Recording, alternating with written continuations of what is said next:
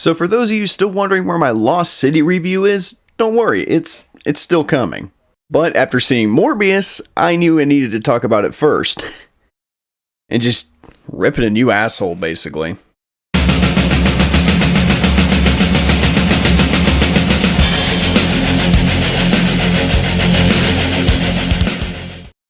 Morbius. So Morbius stars Jared Leto as Dr. Michael Morbius. He's a genius biochemist that's suffering from a very rare genetic blood disorder and is in very desperate need of a cure. So when he tries an experimental cure on himself, he becomes the living vampire.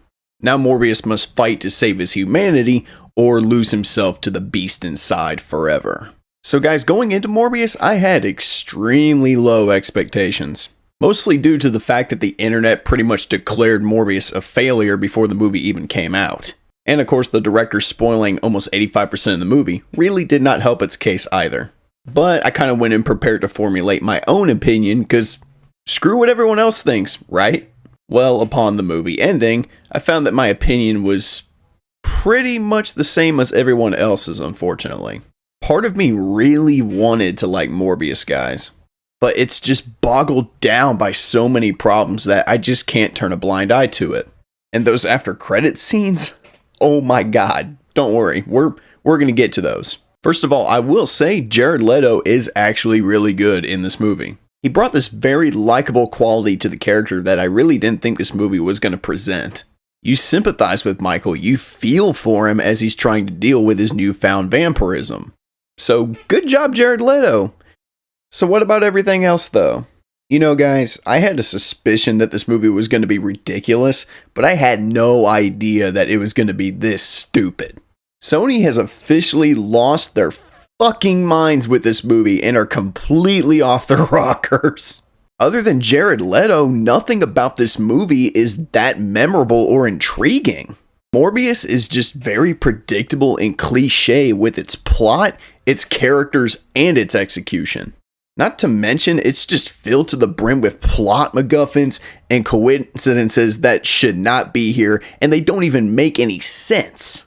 The movie is just also very poorly edited at times, and the special effects just feel unpolished and unfinished at certain times. All of those things that I just pointed out make Morbius feel like a lazy and rushed product. The stuff that's predictable is just so painfully obvious, like this movie takes no risks and tries to throw curveballs at you at all. I managed to figure out who the main villain was 2 minutes into the movie, like they show him, and the moment you see him, you're just like, well, yeah, that guy's obviously the bad guy.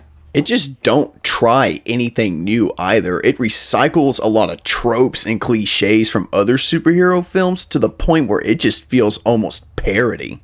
The dead father figure? That's here. Kidnapping the love interest just before the final climax of the film? That's here too. And last but not least, you can't forget the trope where the hero fights a villain that has the same powers, abilities, and moveset as our main hero. All of this is just very original, am I right? The movie just also bounces around from scene to scene with this really horrible chop editing. Chop editing just has never been a good way to edit a narrative. Never has been, and never will be. Also, did anyone else feel like this movie should have been rated R? Why was this movie not rated R?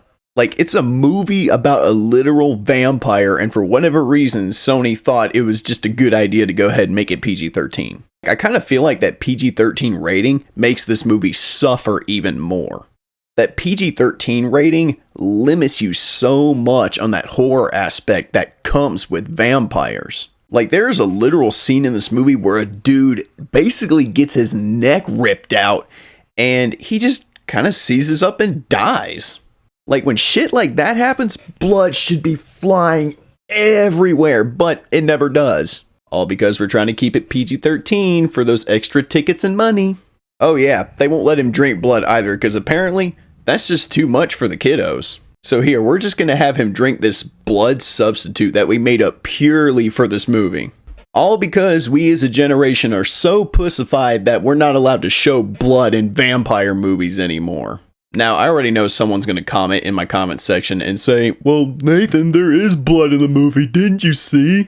Yeah, I did, but it just doesn't make any sense to me why there's blood in these certain situations and not in the situations where people are obviously getting their faces ripped off. At the end of the day, it's just fucking bullshit. Like, there's no excuse at all. You make a movie about a vampire, just show the fucking blood. More or less, guys, my entire viewing of Morbius pretty much went like this. For the first 25 minutes of the movie, I was actually enjoying just watching Jared Leto be Dr. Michael Morbius. Up until the point when he becomes the living vampire, the movie just starts to take a slow nose dive. I will say, when Morbius is doing cool shit and using his powers, I was thoroughly entertained. But those few moments of enjoyment I had get completely overshadowed by all the other bullshit that goes on in this movie. And by the time the third act had started, this movie had become the stupidest thing I had seen superhero-wise in a very long time. And those after credit scenes? Oh my god, Sony, what were you thinking? Like, when those after credit scenes hit, guys, I remember literally standing up and yelling, "Fuck you," as loud as I could. I was so done by this time. They used the events of Spider-Man No Way Home as a bullshit excuse to bring in Michael Keaton's Vulture into the Sony universe, and it makes no sense. Well, then again, when you're dealing with Sony Pictures, when the hell do they care about continuity? And the only reason they fucking do it is because they're still trying to set up that Sinister Six movie that nobody wants from them. To those people out there that genuinely think they want a Sinister Six movie from Sony, trust me, you don't. Like, you need to check into the nearest mental hospital and seek psychiatric treatment immediately. Like, if this is honestly where Sony is going, I want no part of it. They need to come out right now and just publicly cancel that Craven movie and that Madam Web movie that they're planning right now, because nobody wants to see that shit. Like, after coming out of that movie after those after credit scenes, I felt so justified in coming home and giving this movie the biggest go fuck yourself I ever could. But I came home, I sat down, I calmed down a little more, and I started writing the script for this review. And now I'm a little more chilled out. And these are essentially my final thoughts on Morbius. Guys, Morbius is a dumb, cliche, underwhelming movie that has nothing to offer. It just repeats those same tired-ass superhero tropes that we've seen time and time again and tries to set up a movie universe that nobody wants. It had a few cool things in it, but other than those few cool moments in Jared Leto's performance, it's just not enough to resurrect this dead and lifeless ass movie. You see what I did there, right? Never mind. Morbius is bad like coleslaw. Guys, honestly, if I hadn't come home and just relaxed for a bit and chilled out, I probably would have given this movie a go fuck yourself, because I was that mad coming out. But it had some cool stuff in it. I'm willing to forgive a little bit of the bullshit. Doesn't excuse the fact that this is still a dumbass movie, but I'm going to be a little kinder this time. Alright, thank you guys so much for joining me on my review for Morbius. And don't worry, my Lost City review is still coming, so just keep an eye out for that. Like, I've been having financial and car trouble for the past 2 weeks, so trying to find the time to sit down and do all this without having to worry about my personal stuff has been very challenging. But thank you guys so much for watching. Drop a like, leave a comment, and subscribe if you're new. Let me know in the comments section below if there's anything you want to see me review personally.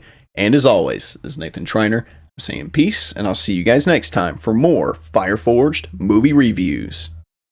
Peace out, everybody.